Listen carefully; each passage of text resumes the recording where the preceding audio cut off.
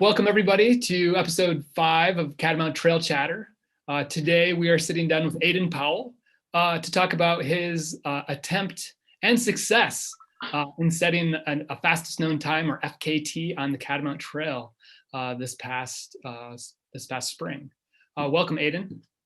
Cool. Thanks a lot, Greg. It's great to be here. Yeah. So how are you? How was it, just generally, how was the trip? Like, was it a good experience? It was fantastic.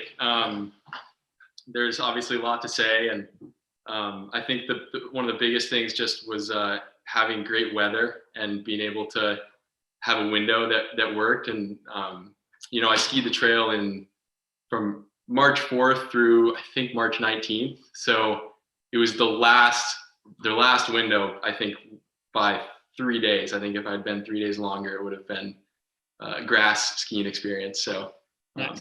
So that was a big part of it, but yeah, it's totally positive overall. Awesome. So when was the last time you were on skis? Are you still kind of like searching out little secret stashes right now, or have you put it behind you a while ago?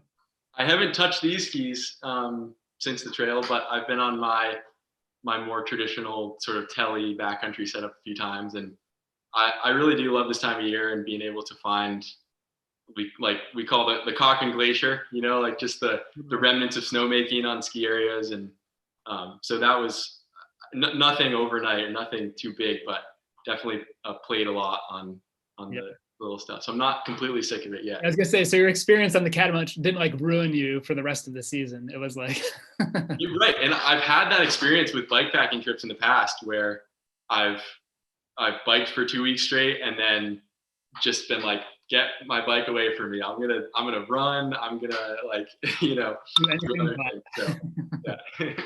Okay, so quickly though, so people get to know like maybe who you are, and so like where do you live? How old are you, and what do you do? I live currently in Huntington. I grew up in Charlotte, and I go to school out in Colorado. So, but I'm 23 years old, and I'm currently timber framing for Vermont Heavy Timber here in Huntington. But I'm a ecology student at Colorado College, and am hoping to do some work in sort of the forestry or wildlife biology field eventually. Nice. And did you grow up in Vermont? I did, yeah. Charlotte for the first 21 years of my life. Yeah. You're only 23, so that's most of it, right? Most of it, yeah. So growing up in Vermont, I imagine skiing was part of life, basically, from the beginning. Oh, absolutely, yeah. We weren't the kind of family that was crazy into skiing, but I was on skis at age 4, and we would usually be at Mad River Glen every Sunday, and that was, I think I'd take lessons and be in like that cohort where there'd be like 25-year-old kids just ripping down the mountain, and nice. So definitely had really good memories of that. And alpine skied up until high school, and then just wanted to change things up a little bit. So I started snowboarding and snowboarded for about 5 years. And so after, snowboarding, and this was right around when I took a year off between high school and college, and decided to work at the Maple Sugar Farm at Cochrane ski area. And the way we access the taps in the wintertime is on skis with skins. And that was my introduction to traveling uphill with skis on my feet. And those are actually the same boots that I used then.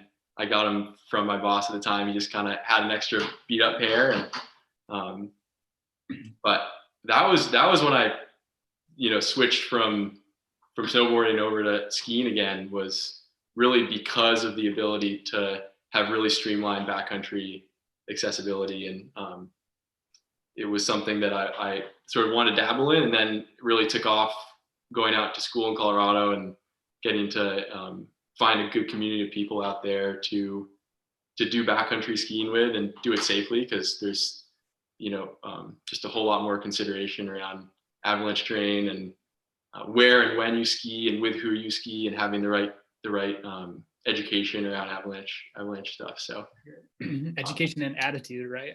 And attitude, for sure. And I would add that the ski areas out west have a completely different feel than they do out here. And I grew up at Cochrane's, Mount River Glen, and Bolton, and really loved the Tom Petty playing on the stereo and you're like getting on the single chair, or just really, really laid back and quiet. And a lot of folks that have been skiing there for a really long time, and going out west and skiing at those resorts was a little overwhelming, and just more people, bigger terrain, faster lifts. And that sort of put me over the edge. I got a pass one year, my first year, and then that really just motivated me to continue doing the backcountry stuff. Because I enjoy the physical part of it and the quiet, and there's a lot to be said for backcountry, and that was the beginning of it for me. And so it sounds like you got into backcountry skiing or like uphill skiing through Telemark, through like a Telemark setup. Mm-hmm. And is that how do you continue to use like a Telemark, a 3-pin setup on the Catamount Trail? Are you using AT skis at all, or are you a Telemark skiing as well? Yeah, out west I've been AT skiing, but I'm at another pivot point here with if I'm gonna stay with AT or move to Tele, and I've really been enjoying telemarking. I think there's just like more variables involved in having the free heel, and it's more physical, and I also find that I can ski terrain that would be maybe boring for me if I was on AT, and can make it really fun and play around, and every turn is a little bit different. And so, yeah, there's just a lot of dynamicness to telling that I think I can see myself staying with it. And I think I will after the CT too, like being sure. Well, in New England, like for around here, I mean, a telemark setup's like a great way to explore, because there's so many like false flats, and the terrain is so, you don't necessarily have like these long, steady ups and downs. Absolutely, yeah. It's nice to be able to transition really quickly, especially if you have like some of the newer, wider fish-scaled skis that you basically just go everywhere you want and you never stop. And so totally, I love that, and that's part of the reason that I didn't pursue splitboarding too, was just I love snowboarding, but there's actually a little bit of transition time, and I think telling just takes that to another level. You can scoot really anywhere, and if you have a good skin rip routine, then it's a really good way to explore the backcountry here. I've been living just on the on the back side of, or I guess on the north side of Camel's Hump, and there's a whole lot of terrain up there to poke around in, and I find that a lot of the folks that ski in this area are on either tele skis without fish scales or wider fish scaled tele skis. But yeah, I feel like the first wide fish scaled ski was like the Karu put it out there. I used to know a friend of mine, Hansi Johnson, used to work for Karu here in when they were located here in Burlington, in this area. And I remember I was living in the Midwest at the time and organized an event called the Midwest Telefest. And I remember, I don't even know how many years ago, he came out there when he was working and he had a pair of Karu Jacks, which are these giant, like 100 underfoot skis that he had put a fish scale base on. Oh, nice. I just remember thinking like, oh, dude, that is going to be the future of skiing. And at least in places like the Midwest and the Northeast, where we have these like little hills, and like a 3-pin setup is like the perfect way to just, you make a few turns, you turn around, you skin up a little bit across the flat, you make a few more turns. Like you don't want to be putting skins on and off and transitioning boots and binding modes. You just want to go. Totally, yeah. That reminds me of the it's like the circumnavigation of Camel's Hump Trail, which is on my list of, I think next year I'd really like to ski that. I haven't done that before, but that seems like the type of terrain that would be really well suited to the same ski that would do well on the Catamount Trail or that sort of thing. A lot of ups and downs, and well, and it's such a hard situation to kind of, there isn't really an AT setup that has that type of efficiency that's for that type of terrain. Like it's unfortunate to see telemark be such a small part of the like I don't say they're struggling, but there's so few people adopting it. There's not a lot of investment in that technology. And the reality is it is the perfect solution for certain types of situations. Right. Right. So, yeah, absolutely. We'll see what happens. Anyway, so you've skied a lot out west. You've skied quite a bit here in the Northeast. What is it about skiing in Vermont or the Northeast in general that is so special about that to you? Or is it even special? Oh yeah. Oh, it's special. Absolutely. Yeah. To me, it's the long history of skiing here is really fascinating to me. I think about, Cochrane ski area has been a big part of my life the last number of years. And I'm really drawn to the idea of having more local skiing and smaller scale skiing. And 50 years ago, most towns would have their own rope tow in town. And that's been a real reality out west too, is living in Colorado Springs. It's 2 hours and 15 minutes to get to the closest ski hill. And for me, accessibility to skiing is just a really wonderful thing. And it comes with its downsides of maybe not having quite as much snow. But I think that's also what makes Vermont skiers really, really good skiers and really fun to be around, is because they're down to ski on really any terrain that you can imagine. Yeah, ready to go at the drop of a hat. Yep. No matter what it looks like. Right, and you can find excitement around really any terrain, and if it's with the right people, and if it's close by and low consequence, and you're just outside sliding on snow, to me that's way more important than getting some all-time powder day or skiing a 50-degree couloir or something. And those are obviously great things, but if I had to choose between a ski area that was close by and had good community versus a ski area that was far away and had amazing skiing, I would absolutely take the Vermont variety of that. Nice. Yeah, secretively, or not so secretively, we kind of hope that the kind of backcountry movement and the chapter movement and locally managed backcountry terrain will kind of replace the rope tow, local rope tow. Now, hopefully every community will have a local backcountry zone. Nice. Yeah. Bring skiing back to the masses in an inexpensive and accessible way. Totally. I mean, I think backcountry is the most democratic way of skiing that you can have, because it's an initial investment, which is oftentimes lower than people think. There's ways to get equipment for not exorbitant amounts of money. And if you compare that to what, a lift ticket at Stowe would be for 2 days, then you could have a backcountry setup that would last you for 10 years. And totally, you ski behind your house, you could ski to the top of Mount Mansfield. I love that. You ski as much as your legs will let you.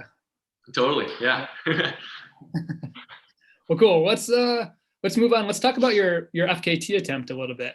Now, this spring in March, you skied the Catamount Trail, and it took you 14 days and 2 hours, I believe, which is officially the fastest known time. I do want to emphasize known time, because we double checked our records and we couldn't find anybody that skied it any faster than that. But I don't want to discount some of these old timers that might have crushed it in that. So, you never know. I want to be careful, because I feel like we'll make this statement and then some guy will be like, well, back in 1987, I did it in blah, blah, blah, blah.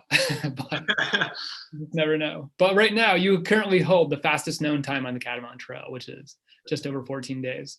Now, when did you start planning this trip, and how did the Catamount Trail get on your radar? And then how did you move from how did you transpire from idea to actual okay, I'm actually going to do this? And was the fastest known time, was doing it quickly, always something you wanted to do right from the get-go, or was that something that kind of developed later on? Yeah. So Catamount Trail I've always seen the little blue markers growing up in Vermont, being out in the Green Mountains, whether on foot or even on the roads. You're driving down the road and you might see where the trail crosses across the road. But I would say the moment that there's been a number of moments I've been like, oh, that would be cool if I can get the right time and the right sort of just the right moment to do it. And but the moment that sticks with me that I think I was like this, I really would love to do this, was biking on the Natural Turnpike with my best friends from high school. And we were on the section that is it's the Catamount Trail, crosses it a couple times. It's an old mill railroad line, I believe. It's just this amazing long straight. There's no cars allowed on it, so it's all human traffic, and it's a super sweet section of the Catamount Trail.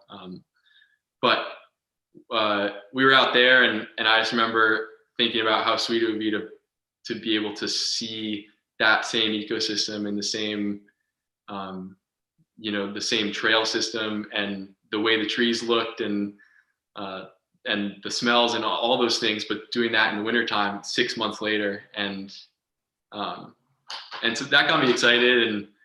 And then, you know how those ideas, you start telling other people about it, and I started their momentum grew around it, I guess. But the idea of doing it fast was almost more just out of curiosity. I remember sending you an email, would have been early this winter, and just out of curiosity to see if anyone had done it with sort of a focus approach. There's of course been people that have done it quickly, but see, like, coming from out west and sort of the bike packing thing out west, there's been a couple folks that I've found a lot of inspiration from. I think about like Lael Wilcox being one of them, and setting the record on the Tour Divide. So it's a trail that takes most people months, sort of equivalent to the AT or something like that. And thinking about like that scale of a trip, but doing it quickly. But the sort of interesting thing is that I've always been someone that, like, in the friend groups that I end up being outdoors with, I'm always the one who's like, we should really be like swimming in more rivers, and we should be like hanging out and talking to these people that we meet more. And I'm really all about that. I think that is definitively my favorite part of touring of any kind, whether it's on a bike or skis or on foot. I rode my bike from Maine to Oregon in the summer of 2016, and that came out as being the most meaningful part in hindsight. Was, you might pull up to a gas station and have no idea who's going to be there and who's going to see your bright yellow shirt and your spandex and like your big bags full of stuff, and give you some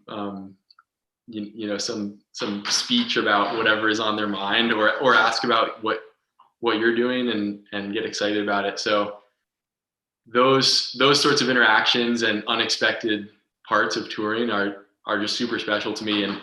And I certainly had to forego a bunch of those opportunities doing it fast on the Catamount Trail, which was hard. And I thought about that a lot. And there were moments when I was like, man, I just want to take a month to do this, and hang out for days and go into towns and that sort of thing. But the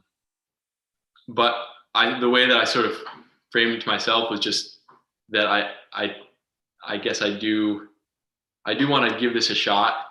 And I think this will be probably the last time that I do this sort of speedy version of a trail. But there were some really great parts about it too that were, I would say, like the routine and the rhythm of being on skis for 12 hours a day, every day. And the comfort that comes just of knowing exactly how the skis and the backpack feel, and being able to really make good time and travel from the lowest point of the trail to the highest point, back down to the lowest point, and more, all in one day is definitely cool, and is a fun physical challenge, because when I found that I wasn't as focused on my surroundings as I have been for any other tour I've ever done. I was very focused on how do I keep my systems in place? Like, how do I keep my feet dry? How do I not fall into the stream when I'm trying to cross it? Like, there's, and I think that was a function of sort of always being one step ahead of myself and always kind of keeping that pressure on to myself to try and make 20 to 30 miles a day. Yeah, because you knew that you were going to have to, like, I have to keep going. Like, I don't have the ability to take a break. So that kind of forced you to be a little more attentive to everything that was happening. Definitely. Yeah. Right. Right.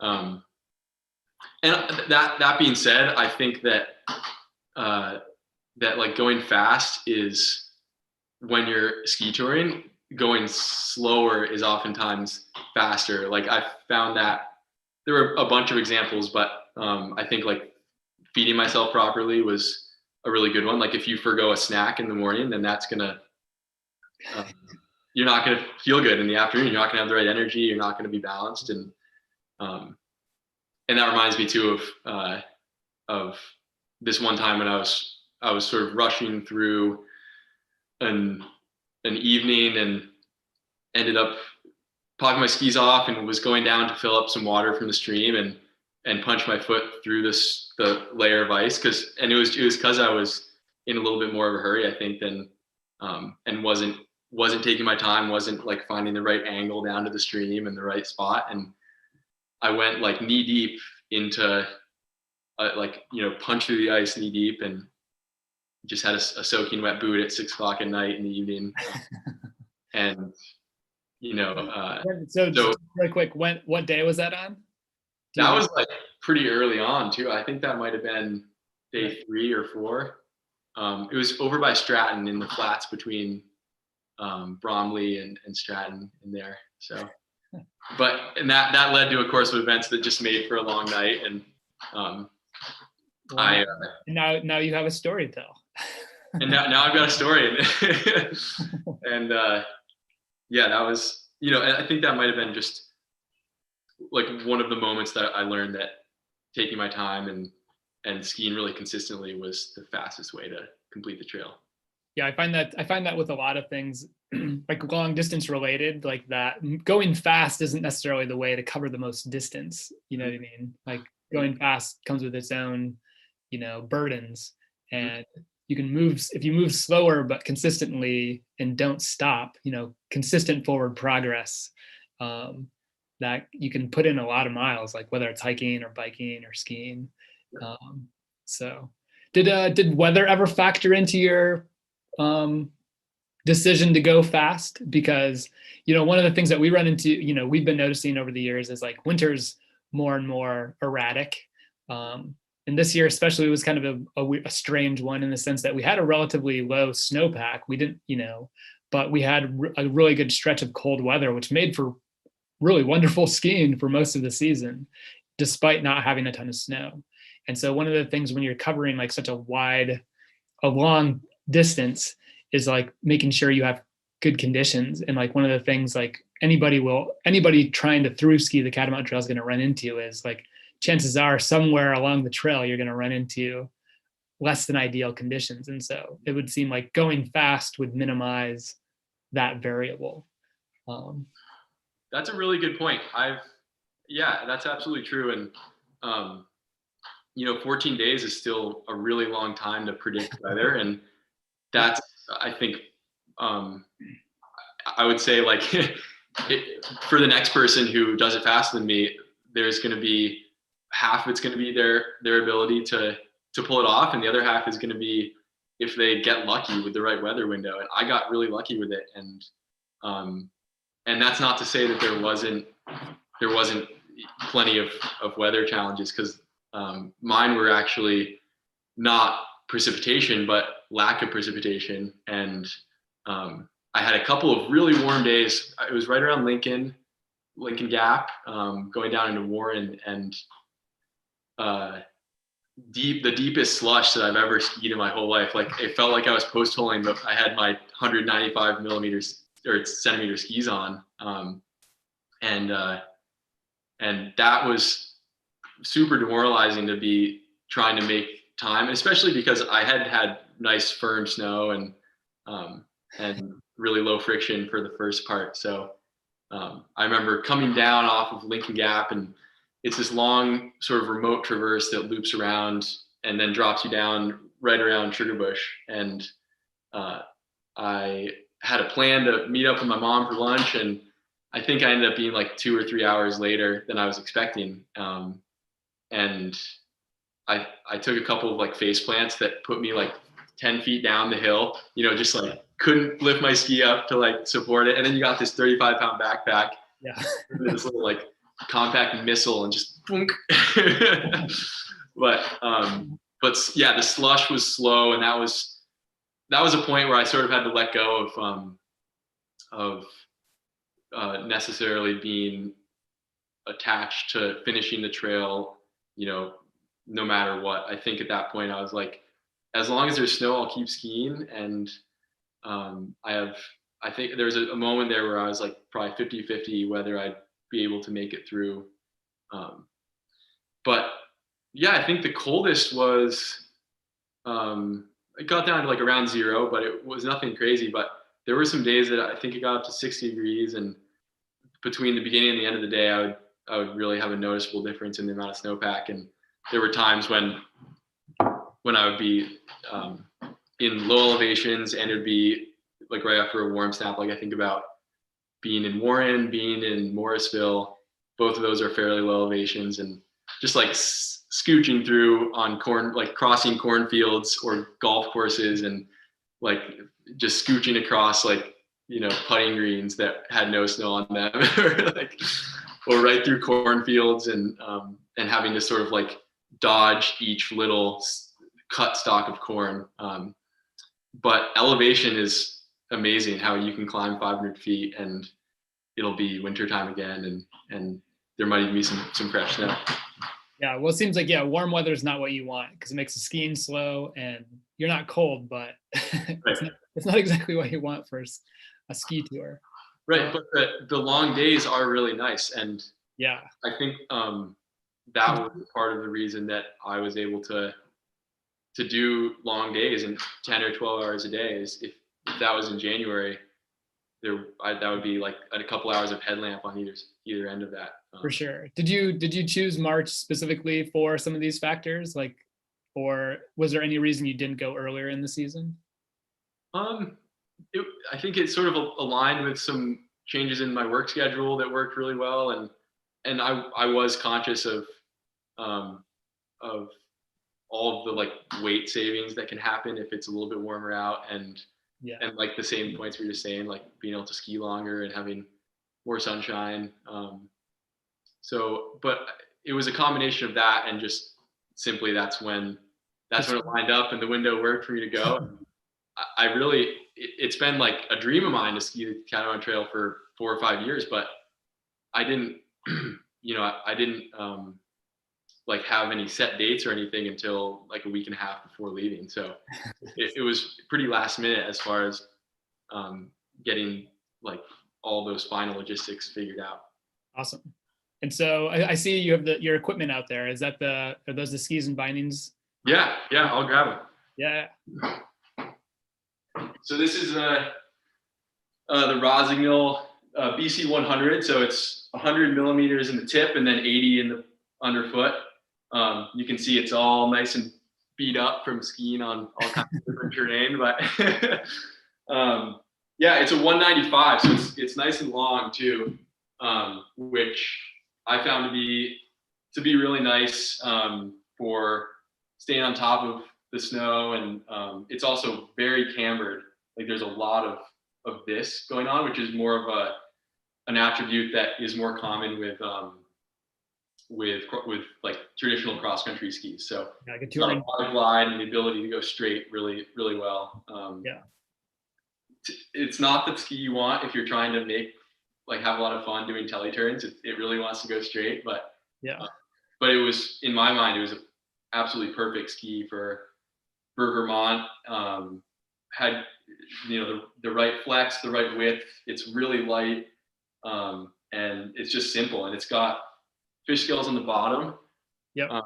And they only go about this far up the ski, but that allows for not having to use skins. So awesome. Yeah. And your boots, I see some old Telly boots back there. Yeah. Let's see here. Yeah, so this boot is a special boot for me. It started as the boot that I sugared with at Cochrane's, and it was my transportation for work for 5 years of sugaring season. And then I've tellied on it, not sugaring, just recreationally, being in the backcountry and skiing at Cochrane's and that sort of thing. And then it took me across the whole Catamount Trail, and it's a heavy duty boot. It's not, it's pretty uncommon, I think, to ski the Catamount Trail on something this heavy duty. Is that thick plastic. It's got four buckles, but is that an old Garmont Energy? It is, yeah. So I've heard that Garmont boots aren't made anymore. Yeah, I mean, well, that's from when they used to be located out here. Oh, really? I had no idea. Garmont used to be in Vermont. Oh, that's so cool. Nice. Yeah. I didn't know that. Yeah. I think that's from that era. Yes. Well, and so, there's been a whole lot of modifications happened to this boot in the last couple months. So this is my liner currently. It's got some duct tape, some holes in it. You can see right through it. But this is the liner that I put into the stream that day when I was rushing. And so I made a huge fire to try to dry things out. So this was like the sun setting. I'm right around Stratton, Vermont, and take my boots off, put my down booties on, 'cause that's all I had. So I'm like kind of frantically running about in this field trying to find wood for a fire. And luckily there was a bunch of dry wood and was able to get a fire going, but you're building a fire on snow. So it's settling down. It's sort of putting itself out a little bit. But I hadn't had anything to eat yet, and I hadn't set my tent up. So I popped these out and just put them on a stick and put them next to the fire, and then went to get my tent set up. And I think maybe I had set it up, but it was underneath a big maple branch that was creaking and was about to come down. So I was like, oh man, I didn't notice that. I got to move the tent. So I moved the tent and all this stuff, and came back, and the fire had really taken off, and it had taken part of my liner with it. So you can sort of see it's starting to get singed here. That's what's under the duct tape too, is it almost lit on fire. There's two of the 3 layers of the liner are burnt. So that was a rough day, but I was really pleased to be able to put dry boots on in the morning and not have it feel particularly different after some electrical tape and getting my super feet liners in there. And nice. I skied the rest of the trail with these, and I was pretty proud that I didn't have to get new ones, and they're now the most comfortable liners I've ever owned because of these new modifications for all my months. Yeah, I was gonna say, tell me about the holes. Are the holes a result of the fire, or are they for some other reason? Well, some of them are, but the big ones aren't. The ones on the bottom are from the fire, and then the ones on the sides are because there's different parts of your feet that can handle whatever, a couple of days of touring. But it was amazing to me to feel what new pressure points would form a week into skiing for 10 hours each day. So you can imagine this is where the outside bump of my foot, and then this is sort of my big toe knuckle, and it was intimidating at first to just take my Leatherman and start cutting away what is the foundation for a ski tour like this. But it ended up being really successful for me, and these are really comfortable now. And I think if you were smart about it, you would probably beforehand bring your boot and get it plastic. You can get the plastic actually punched out instead of doing it this way. But if you're in a pinch, this is extremely comfortable and really easy to do and doesn't cost any money. So yeah, I was gonna say it's very resourceful. Did the fact that it caught on fire beforehand ease your mind, or did you or did you make the modifications before the fire? I made the modification the day of the fire. So part of me is like, maybe this was like the boot kind of, getting back at me or something for cutting it apart. But, but I continue to make more modifications throughout the trail. And my other boot also has some holes in it. So that's awesome. Yeah. Would you,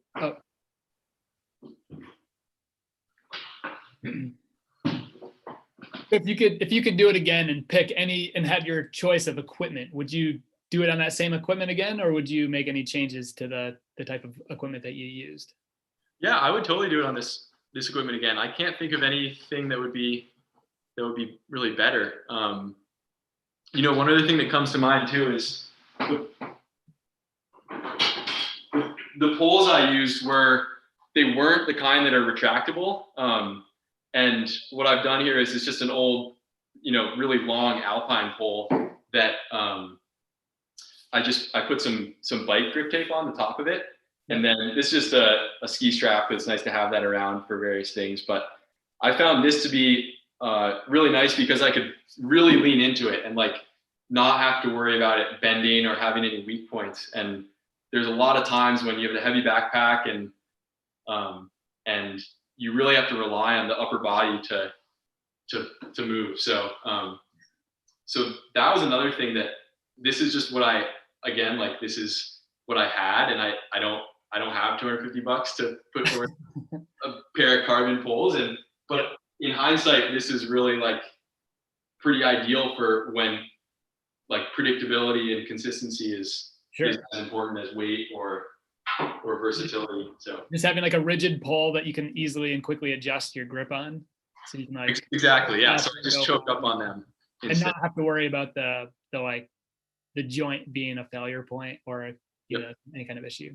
Right. That's good. Yeah, that's good advice for anybody going out into the backcountry. You always want a simple, as few things to go wrong as possible. So totally, yeah, totally. That's definitely like been my sort of style with gear generally, is like I'll accept a slight like weight, a little bit more weight if it means that I can use it really hard and really like lean on it in the case of the pole. But I think there's other like parts of my clothing setup that sort of reflect that as well. But I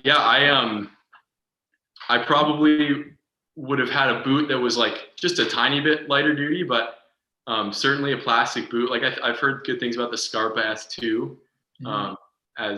but it's not terribly far out of line with the Vermont. So yeah, so not a huge or strong desire for like lighter equipment. Like you were happy, like if you could do it again, you wouldn't go that much lighter. Like you like is that because of the durability and just like confidence that kind of like the substantialness of that gear gave you carrying a pack and like moving through the woods? Yeah, and I think carrying a pack is a really important part of that equation, because like a really tiny amount of weight gain on your skis or poles or boots is really nullified by all of the equipment that you carry in the backpack. So that's my take, at least. I'm sure everyone's got their own. No, for sure. Well, no, it's good. It's good to hear your perspective because, like, well, one, you were out there and you've done it, so you have the experience to kind of reflect on. And then two, I think a lot of people would, like not immediately, but like, look to the lightest setup. You know what I mean? Like, what's the lightest setup I can get away with versus looking at something that's a little bit more substantial, maybe a little bit more durable, and something that might provide a little bit more support in like certain challenging situations that could reduce the risk of like injury or some other thing bad happening to you that might put you in a really bad place if there's no cell coverage or you're in a remote spot. Definitely, right. So. And I think that those bindings reflect that as well. They're like just the simplest voile, like you just have a clamp mechanism that clamps right down the toe of your boot, and they do have a heel piece that I had in my backpack that I would put on for the steepest downhills and the longer downhills, but in essence it's just a steel clamp that comes down on your toe. And that binding's nice because it has the 3 pin.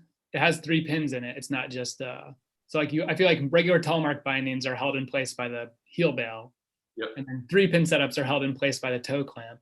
Yep. And there's a couple of bindings out there that have both. Yep. It's nice because you have that redundancy. If you crash and rip the pins out, you can still, keep going, which is nice. Yeah. So, yeah. I think one thing I would say in line with that too is there's a couple pieces of clothing that were really just critical for me, and the biggest one that, if you follow my Instagram, I really love this company, but it's Vermont Glove, and this glove is made in Randolph, Vermont. Been made there for over 100 years, and it's one of those pieces that it's you could get probably a Gore-Tex model of glove that would be a similar price point and be made overseas and be a little bit lighter and a little bit more waterproof. But in my mind, having a glove that is so durable and is completely waterproof when you seal it correctly, and made by folks that are 20 miles away from the trail that I was through skiing on, from goats that were also born and slaughtered 20 miles from the trail. I think that's super cool as well, to keep that sort of circle of things really local.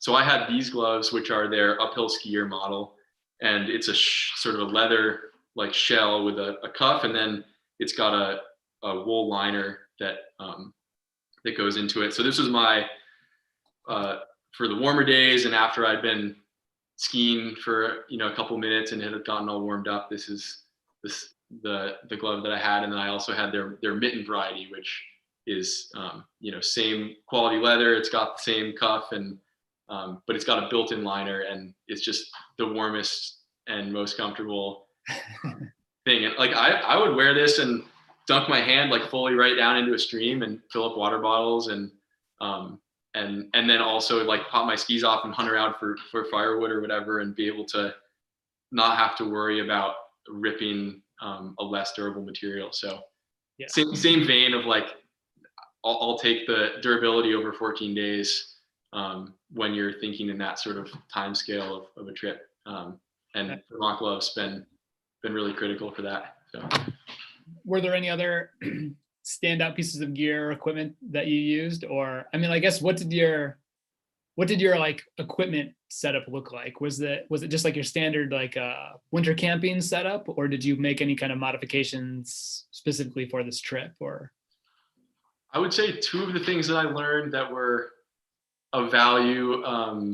The first one was having an insulated water bottle. That was something that hadn't really occurred to me. I had in my mind that if I had my backpack with and right against my body, and that body heat would keep the bottle from freezing, but definitely wasn't the case. Had an Nalgene that would really freeze up on me and was a pain in the butt. So getting a hydro flask was huge. And there's so much water on the Catamount Trail that you don't have to carry more than a bottle at a time.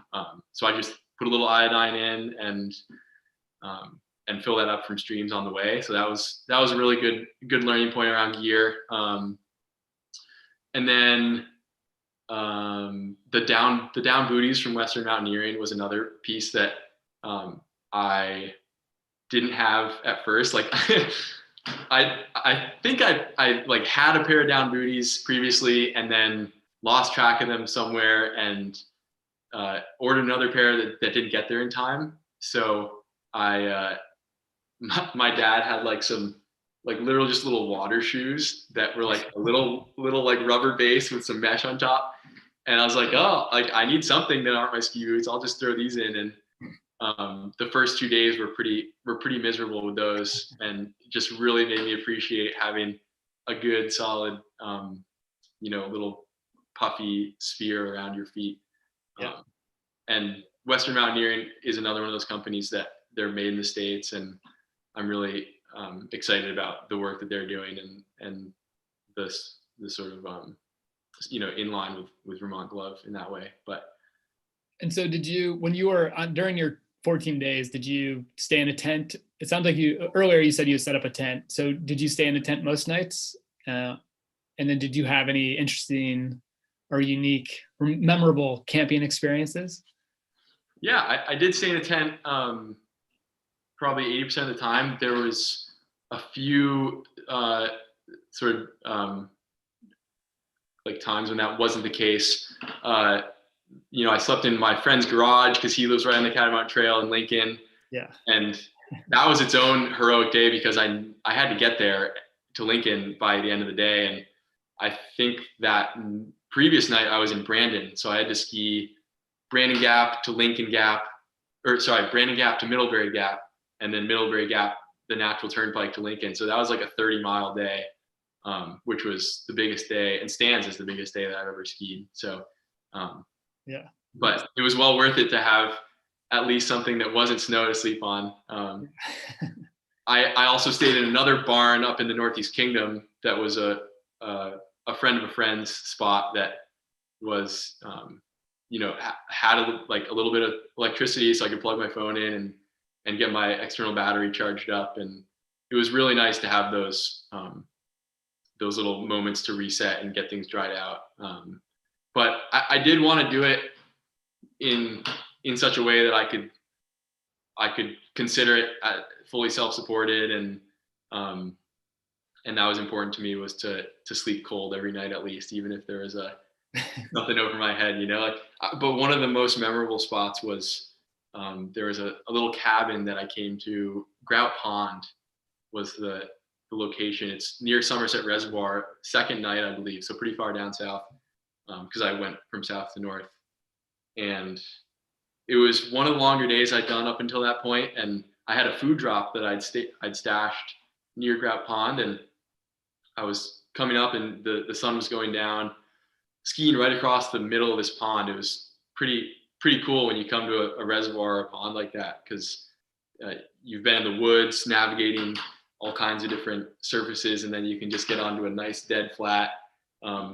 Usually, like, there's a nice layer of snow because it's just been wind blown for the whole winter, and the sun was setting, and I was able to retrieve my food bag. But about 10 minutes before that, spotted this little three-sided lean-to that was for summer camping that was right on the trail, and was able to go get the food and then run back to that cabin, and that felt super cool to be in a space that wasn't on snow.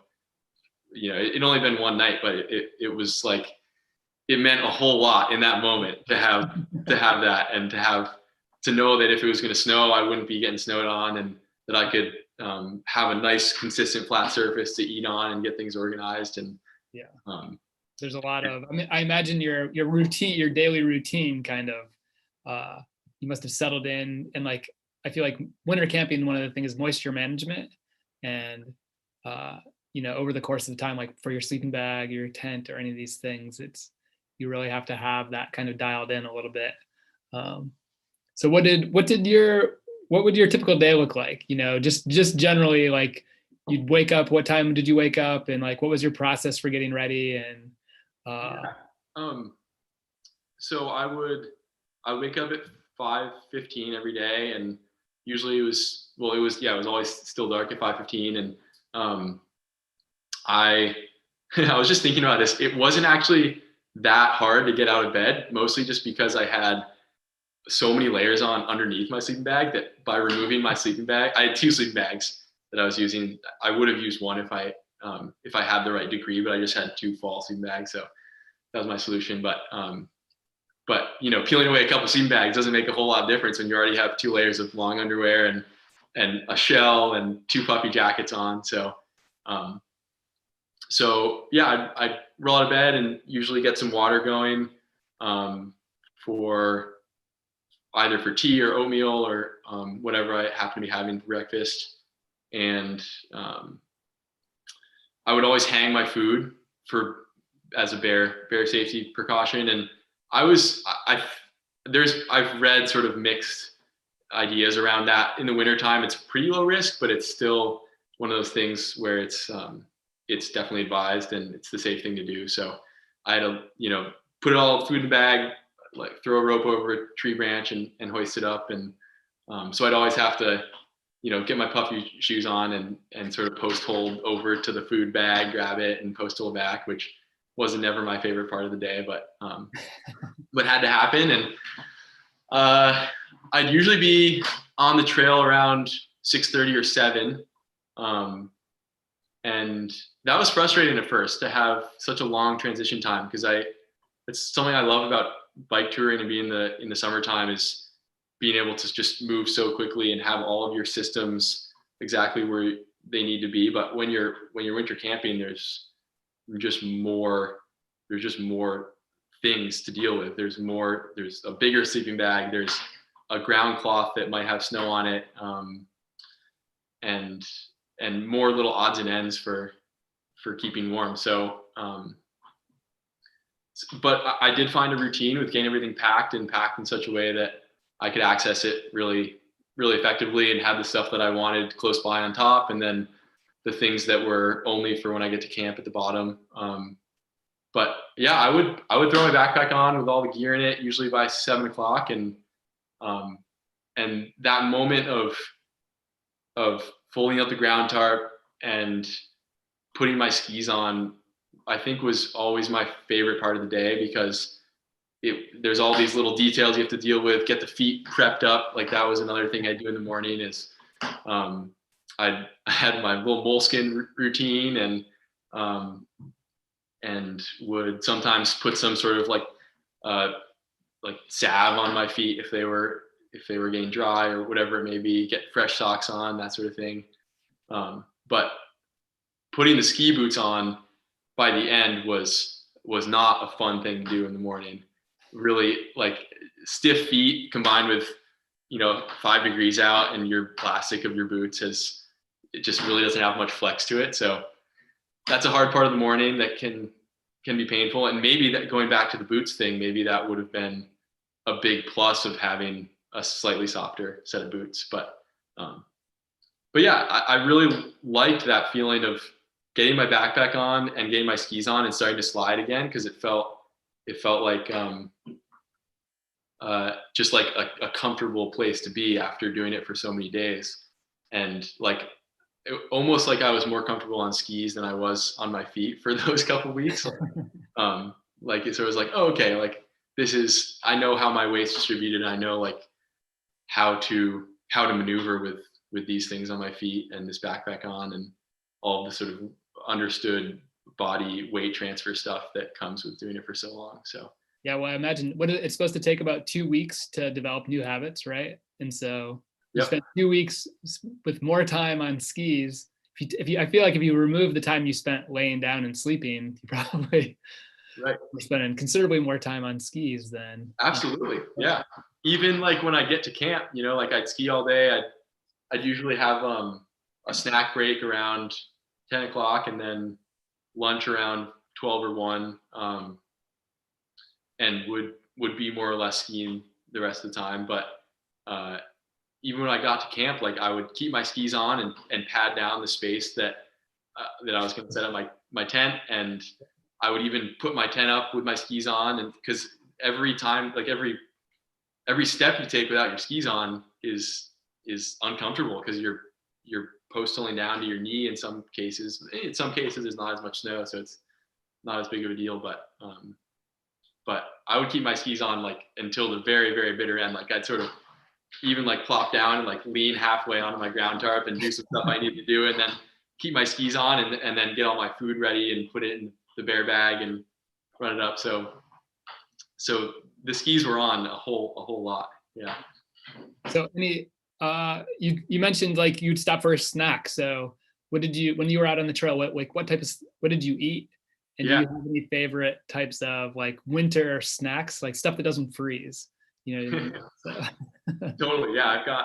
I've got a little prop here that I'm a big fan of sardines, and this is the King Oscar sardine is, I think, a really underrated and a real magic bullet for any sort of outdoor activity. And in the wintertime, I found that the freezing point of a tin of sardines is it's not 32, because you can be at like 25 degrees and they won't be frozen. But once you get down to like 10 or 15 degrees, it's you have to kind of excavate the sardines from the tin. But I do I do really love the protein and like the really consolidated package and the energy that sardines provide. And I had probably a tin every day around 10 o'clock.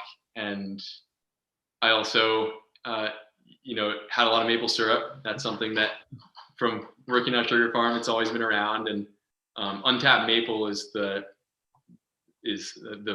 sort of value-added brand of the Cochrane Sugar Farm. So they have little syrup packets that are just 100% maple syrup, but packaged into what traditionally would be like one of those little goo packets. So I would bring those along too, and really anything tastes great when you're freezing cold and in the sort of the moving mode. So I think I was eating,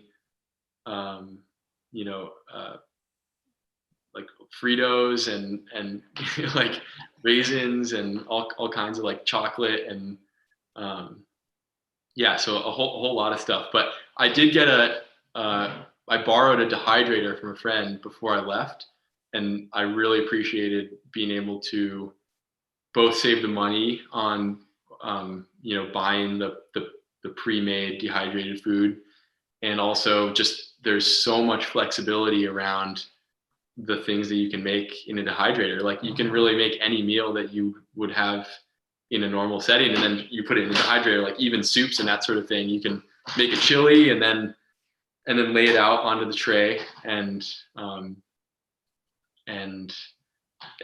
let it run for 14 hours and then come back and put it into a plastic bag and it'll rehydrate for when you're on the trail. So how much food did you carry with you at any one time? It sounded like you had some food drops or like met up with like your parents for certain things. Totally, yeah.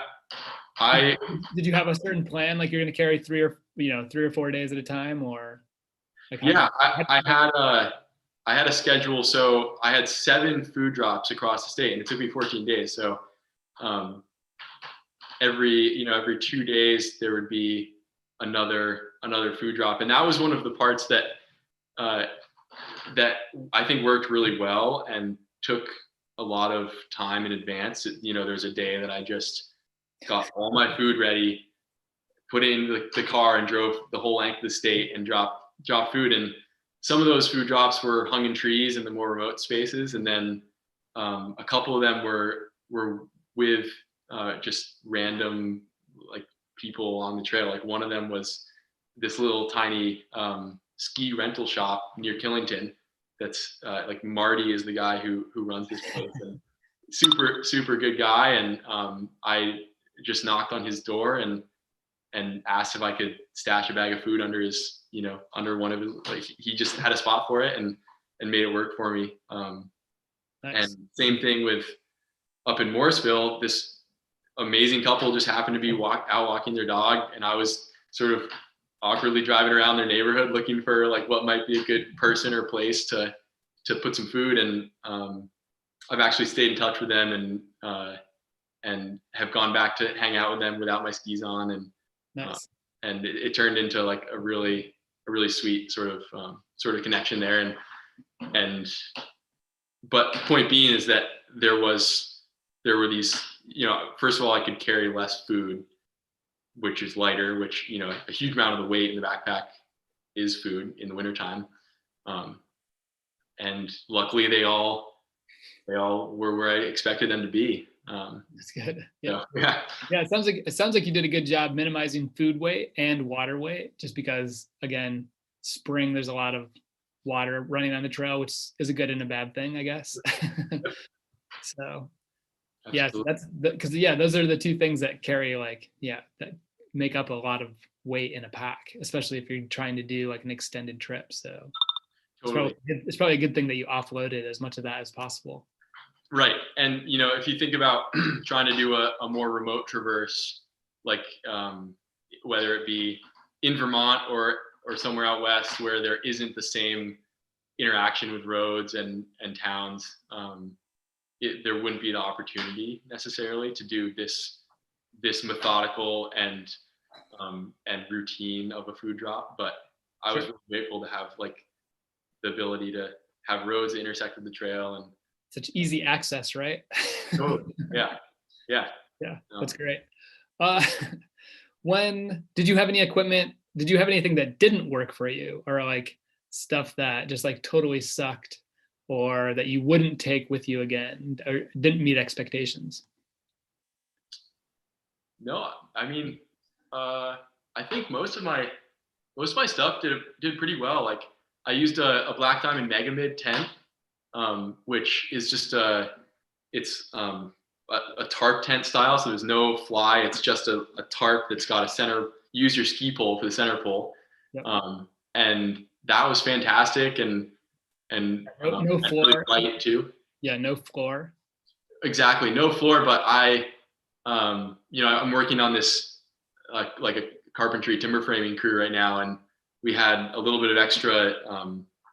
It's a product called Typar, which is built into houses as one of the layers right underneath the siding that prevents wind and water to get into the house. And we had some cutoffs of that, so I cut an 8x8 square and rolled it up, and that was my ground cloth. But no, I didn't have any catastrophic failures of gear, and like I said, was able to switch out my water bottle and my footwear situation. And yeah, that's nice.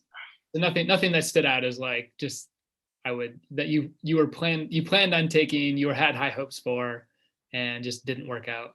Right. Yeah, I got it. Well, it sounds like you have a lot of kind of long distance trips under your belt, so you've had a lot of time to kind of sort out what works, what doesn't. Yeah, definitely. I'd like to think so. Not in the wintertime, but sure, yeah. As the summertime goes, yeah. Well, I'm interested in your 2-bag setup is interesting. It's not necessarily like new, but I like that approach. I feel like a lot of people don't go winter camping. I'm a big fan of winter camping. And I feel like a lot of people don't go winter camping because like they worry about being cold, or they don't think they have the right equipment. And like, layering bags is a perfect way to go because it's super warm. It's often easier to pack. Like one big bag is much more, it's awkward and can be hard to figure out where to put. 2 small bags can provide the same amount of warmth and be much easier to manage. Oh yeah, absolutely. I'm all about, I think anytime you can have fewer pieces of gear in your closet that can do multiple things, it's cheaper that way. It's, it's just more simple, and it allows for people that a winter sleeping bag is between $500 and $1,000, and maybe if that's something that you're going to be doing a whole lot of and you have the money to spare, then that's great. But I don't think that should be a barrier for enjoying the spectacular like strangeness of the wintertime and being out there in all hours of the day. Totally. Yeah. Totally with you there. Well, and also just it sucks to buy anything and not use it, and so it's always good to have invest in stuff that will see a lot of use and that you'll get your value out of. Right. Yeah, certainly. So, what were some of the challenges, like other challenges other than like your boot catching fire and stepping into a stream? Were there any other challenges that you faced on the trail that kind of stood out that maybe you haven't mentioned yet? Well, one comes to mind, which was keeping my batteries charged in the wintertime. Phone, headlamp, external battery, Garmin, which was just my sat phone sort of emergency, doing it solo. That was really critical. But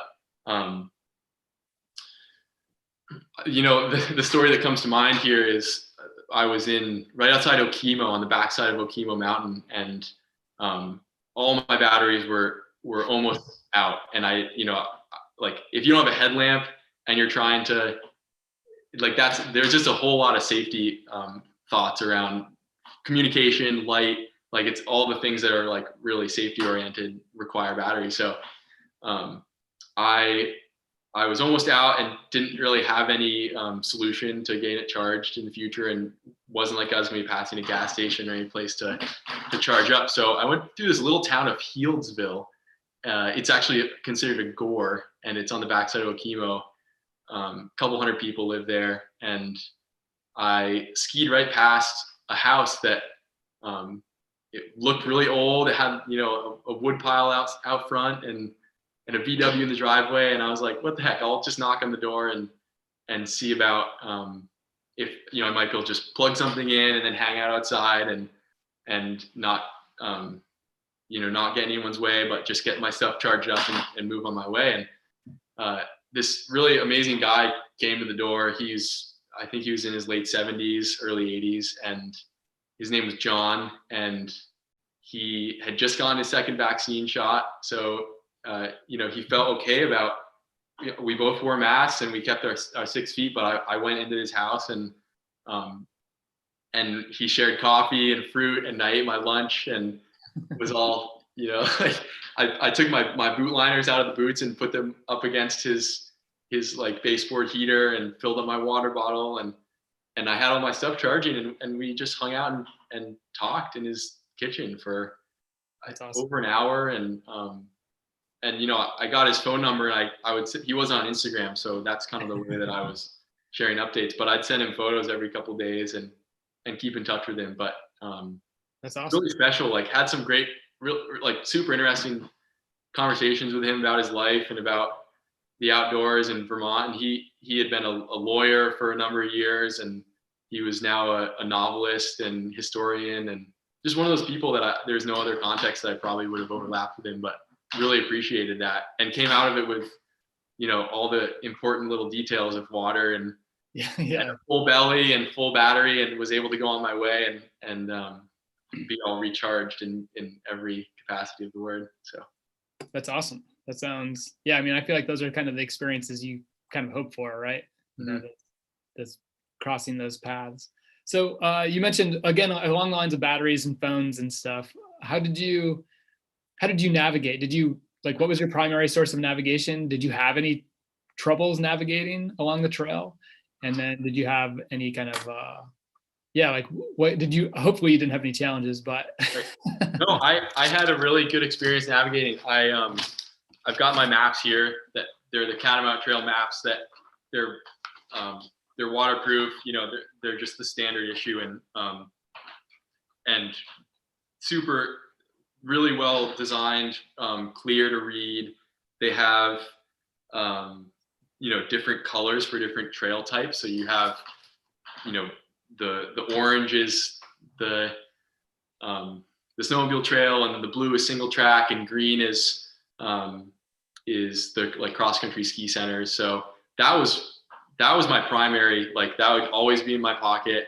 I'd pull that out at any intersection or any sort of question I had. But I did have the GPX file on my phone on the app Gaia, uploaded that. So that was able to show exactly where my location was in relationship to the route, which there were moments when that was helpful.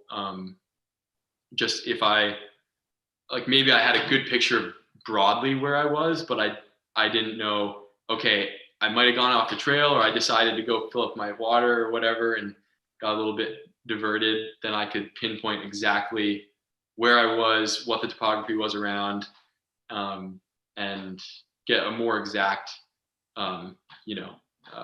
idea of exactly where I was. So those two in conjunction were great. And I would also add that the markings on the trail are just really, really good. Like, there were times when I was, it makes me think about going over Bolton Mountain, and the Bolton Trap Trail is a notoriously remote, high alpine.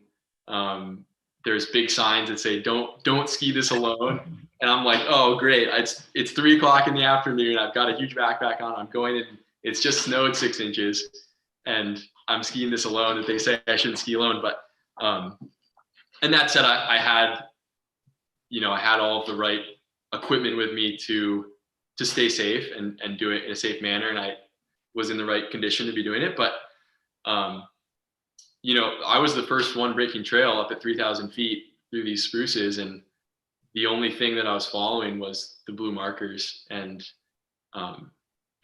just was extremely appreciative to have such well-marked trails up there. And well, I'm glad that you never got so lost that it affected your time.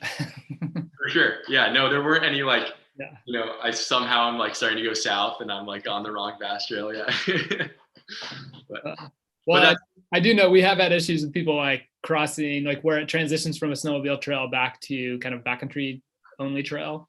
Sometimes like I feel like sometimes those transitions can be hard to make if somebody hasn't gone before you, because it's really easy just to like get on some of those snowmobile trails, corridors, and just like you're just kind of cruising along. Oh, absolutely. It's really easy to miss a turn if you're not paying attention, or if you're like 9 hours into a 10-hour day. Yeah, for sure.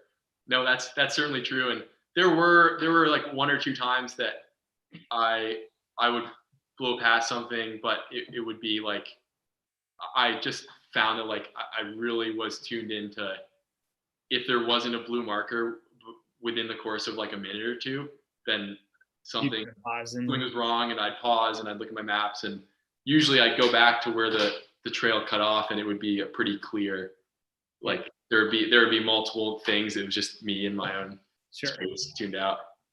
It happens. It's one of the things that we are concerned about, making sure people are safe. And, you want to be able to provide a backcountry experience. You don't want to like hold people's hand the whole time. But at the same time, there's a certain expectation of having a marked trail. Yeah. That's good to know. So reflecting on your experience, what were some of your favorite parts? Do you now have a favorite section of the Catamount Trail, or?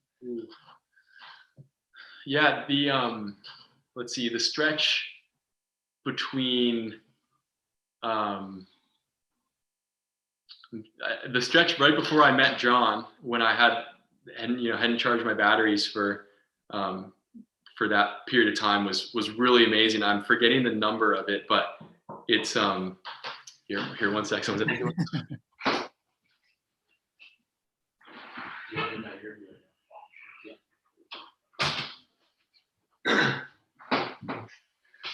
Sorry about that. That stretch was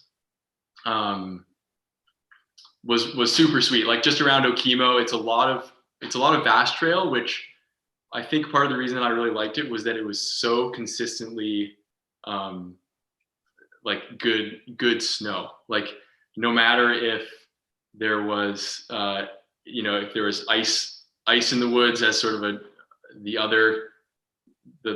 non like groomed, because the snowmobiles do groom it out, and would no matter the conditions, if it was powder, they'd make it nice groomer. If it was ice, they'd make a nice groomer. So I think that was part of the reason I liked that, is just that it was really consistent, and it was a really remote stretch too. I think as I think through like the sections that were farther out into the backcountry, I really loved, like the one coming over from Mad River Glen to Camel's Hump was exceptional. Going through Facein. Yeah, that's section 19. Like that's a really fun. It crosses the long trail. You cross over the spine of the greens. Yeah. Totally. Yeah. Right. Yeah. You go from the sort of the eastern watershed over to the western, and I also like that section because that's where that's like my sort of home section too, is where that ended at Camel's Hump. That's where I'd skied all winter, and that's really where I first started to like, a couple weeks before I headed out, I would be skiing up there, and was like, man, like this could, I could do a through ski of this. And so that's where those ideas started being generated up there. Nice. So let's see.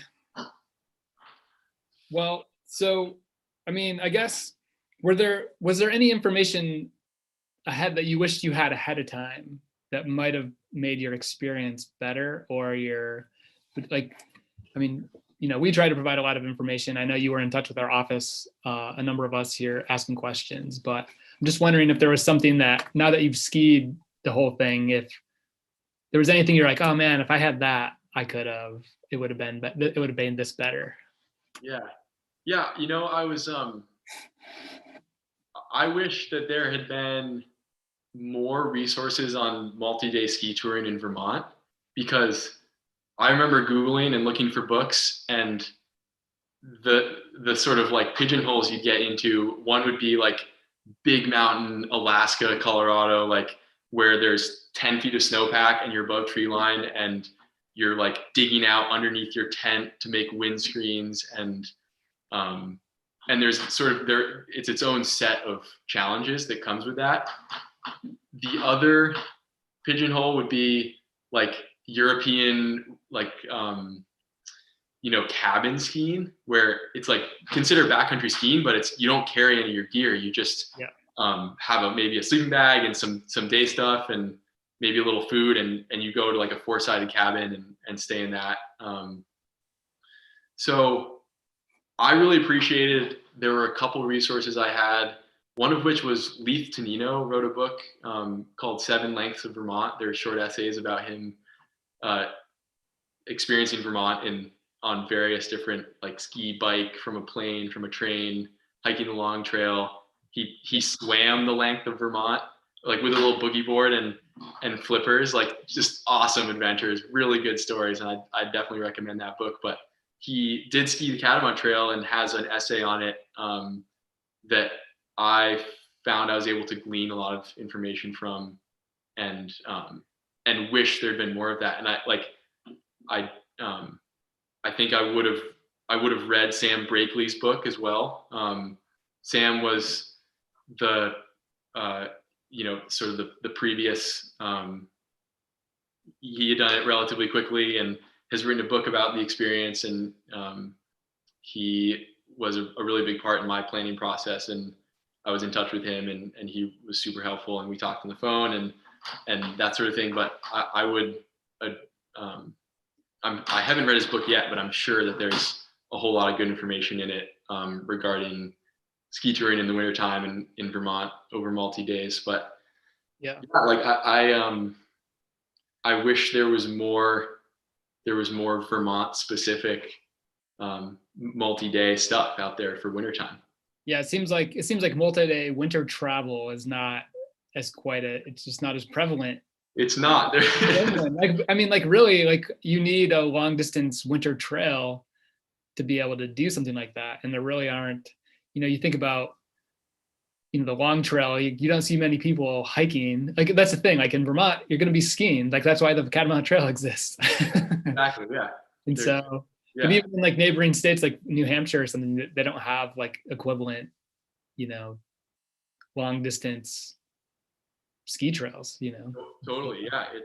And I think that's sort of after having skied the Catamount Trail, I'm almost surprised that there aren't more people out there doing it, because it doesn't have to be a massively money intensive and massively like high skill, high precision thing. Like, there's a lot of ways to do it that you can be comfortable and warm and can use existing gear and doing it in times of year, like in shoulder season. Like I was able to do it in March and have long days and stay warm because the ambient temperature wasn't incredibly cold.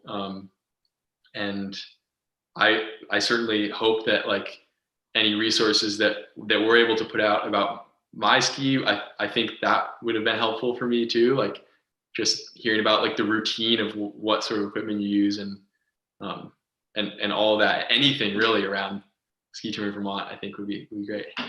Sounds like we need to recruit you to do a presentation. Oh geez. Yeah, I'll write a book here. It doesn't need to be a book, just a pamphlet. Yeah, perfect.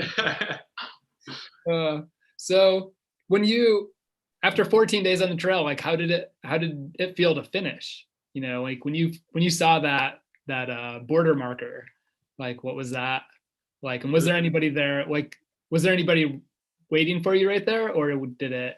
Yeah, the last day was special and long and a lot of things, but it started around Hazen's Notch, which is a pretty amazing geographic feature in the kingdom up north. But it was one of my few like precipitation mornings. Like it was kind of misty and snowing for the morning, so I knew I was in Hazen's Notch, and I knew there were these huge cliffs on either side of me, but it could have just been any other road because I couldn't see them. But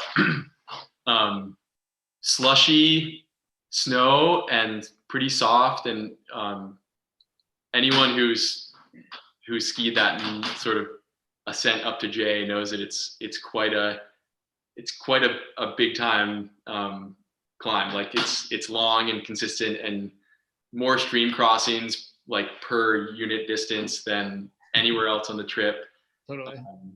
And I think part of it too is mental, because you know that once you're at that J gap, it's genuinely, there's no uphill from there. You go down the backside of J, and then you're in like the sort of Quebec geography, you know, of like much flatter, sort of marshy. So yeah, it was a long morning, and I made it up to the top, and then the descent was also like more technical than I'd hoped, and a lot slower than I'd hoped, and was sort of survival skiing going downhill.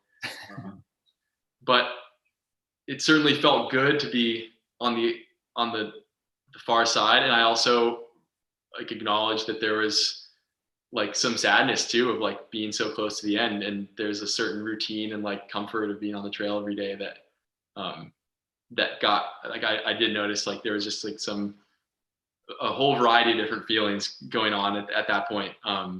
But yeah, I got down to J, and I remember like there's a really sweet J County store there. Dropped my backpack and my skis and walked in the store, and just like, I think I was wearing like, just hair was going out. I had a mullet at that time too. Like, the hair was everywhere. Like, asked them to fill my water bottle up, and there's like people from out of state in the parking lot kind of looking at me funny. And it was one of those kind of classic moments. But then I kept on my way, and about 4 miles away from the end of the trail, I came around a corner, and someone had like spray painted in the snow a big AIDAN and with an arrow to the left. And I looked up, and there was a plastic bag hanging from the tree, and someone who I still have no idea who it was that did this, but someone had baked cookies, and they left a citizen cider in the bag, and nice. A super sweet note, just sort of congratulating me on finishing and giving some supportive words. And so that was like exactly what I needed, I think, just to get that little extra like feeling that there was some wind at my back from other people. And then I just like really took off on the flats, and that was one of the few times that I took a longer way. I took the vast trail sort of like two sides of a triangle instead of taking the straight, because there was really little snow, and the Catamount Trail went through a marsh at that time, and I was pretty certain that it would be a pretty tough ski. But you know, once again, like the snowmobile trails were awesome because they were so packed in from the year that the snow holds out for a couple more weeks, and was able to do that last bit. And the last mile, as you know, goes on, it's a big pipeline that it like, I don't know what the pipeline is for, you probably know better than I, but it's about 50 feet wide or more, maybe 100 feet wide. And there's a Sebastial that runs, it's dead straight, and the Sebastial runs right down the middle. And so it was just like this dead straight shot, just power skiing to the end. And it's up in North Troy where it crosses the border. So my folks were up there, and our little dog was there. And so the last mile, my mom and dad joined me.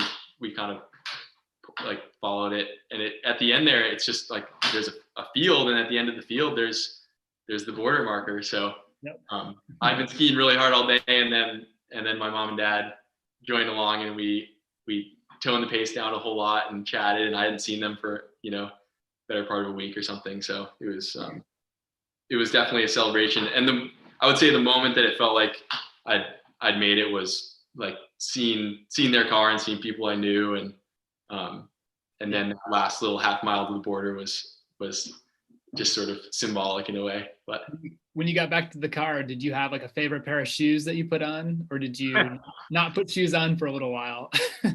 my dad put a whole bunch of clean clothes in there, and I just took my boots off, and I think like didn't even like have the energy or the thought to even put them on. I just kind of like collapsed in the back of the car, and I think there were some chips in the back seat or something that I ate, but it certainly did feel good to get a shower in that night and be in a warm space after no warm spaces. So. And not have to get up the next morning if you didn't want to. Right. Yeah, for sure. That's awesome. So you did it in 14 days and 2 hours. Do you think anybody will be able to beat your time? And how low do you think somebody could potentially do it in? Oh, definitely they could beat my time. Absolutely. And I'm really excited to see when that happens. I would definitely encourage people to give it a shot. And I think that I can imagine someone pushing the boundaries of each side of the day with some headlamp time and going as low as single digit days. I think it can be done, absolutely. And I think that once we get our pamphlet out and our presentation and we get more people involved, then we'll make it happen. But perfect. Yeah. The gauntlet has been set. Yep. Oh, that's awesome. So one other thing that's not necessarily directly related to your trail experience, but you did decide to do some fundraising while you were out on the trail. Can you want to share a little bit about that and like how that went and maybe why you kind of like chose to kind of incorporate a fundraising component into your attempt? Yeah, for sure. So Unlikely Riders is the organization that I decided to raise money for, and they are this really sweet organization that supports people of color and Indigenous folks getting out on skis, and they have a number of different ways of helping that happen. And one of which is they have a gear closet that sort of tunes into some of the stuff we were talking about, but limiting gear as sort of a factor that holds people from getting into the sport, and skiing being such a gear intensive sport, then that's a big part of it. But they also have lessons and community events just to support people of color being on skis. And I really think that's important, and think that snow sports shouldn't be reserved for any type of person, any wealth demographic or skin color, anything like that. So, I only heard about Unlikely Riders this winter and was excited about their message and reached out to them, and they responded they'd be interested in sort of collaborating in this way. And we ended up, I had a friend pull together a little bit of art for like the cover of the fundraiser and sent it out the night before I left. And I think on day 3 we'd raised $1,000, which is my goal, and people just kept donating. So we got to $1,600 at the end, and was able to forward that straight to their account. So that's going to be put toward equipment, toward facilitating gatherings for people of color on skis, and nice. It'll be put to really good use. So that felt awesome. And as a way to redirect the sort of momentum around all the folks that were excited about what I was doing, and to not just make it about my own challenge, but to try to like redirect that excitement into something that had a bigger impact, felt really good. That's awesome. Yeah, we've been really impressed with what Unlikely Riders has been doing, and we'll link to it in the description of the video afterwards, so we can kind of continue sending them some love, because it is super important work that they're doing. So absolutely, I would agree. And they've got they've got a really good online presence, and I would encourage people to spread the word on their behalf and get in touch with them and be involved, because it's been a pleasure to be in touch with them about all this. So nice. Well, thanks. Well, it was nice chatting with you today.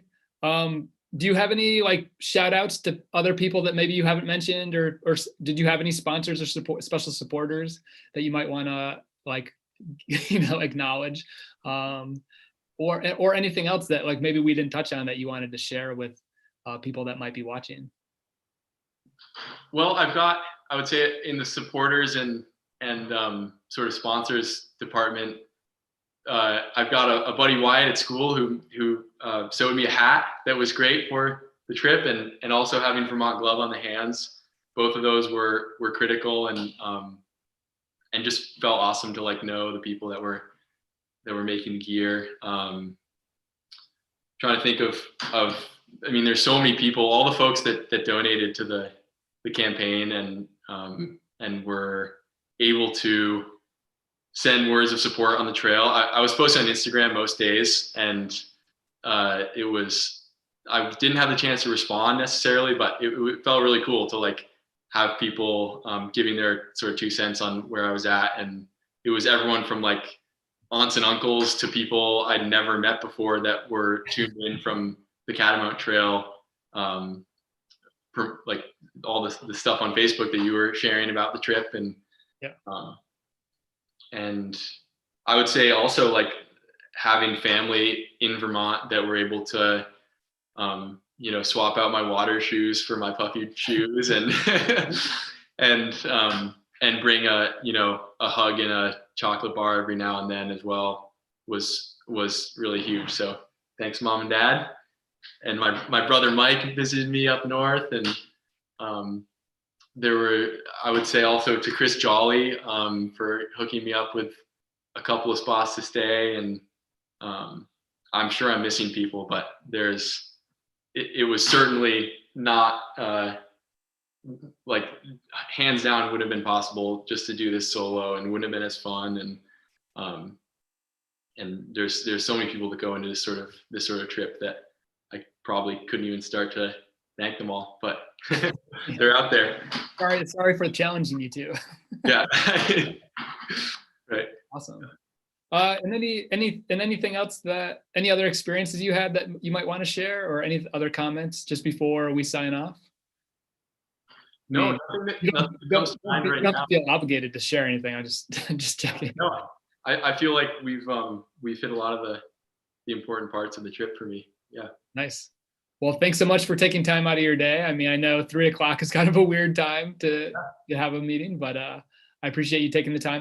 We also really appreciate you just taking on the challenge of like skiing the whole trail in a day, because I mean, for us, it's like this type of thing gets people excited. You know what I mean? Like seeing somebody do it.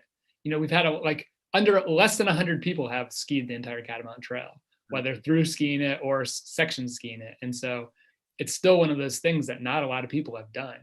And, seeing somebody come out and do it, quickly is one of those things. Like there's a lot of Nordic skiers out there that, here you go, here's your next challenge. You know what I mean? So yeah. It's like, it's here, it's waiting for people to come out and like figure out and interpret it in their own way and just go after it. So we're here to help them figure out what that looks like. So totally. And being on this side of it, I've really appreciated all the support you guys have had with when I was first bouncing the ideas around of doing the trip, and just having in-depth responses to questions, and having a really just holistic website, and all the support you guys put toward me as someone just trying to experience this trail. And I'm sure that that'll be the way for whoever does it in the future as well. So I'd say we really appreciate that. Yeah. You're welcome. Well, and thank you too for just providing some inspiration for others. Like, oh yeah. Yeah. Great. Cool. So, well, again, thank you for your time. I hope, I wish you luck in your future endeavors. I feel like you're going to have to find another long distance ski trail to kind of like put under your belt? I don't know. True. What's next? I don't know. Yeah. We'll be following along, whatever it is. Cool. All right. Sweet. Thanks for your time. Thanks, Greg. All right.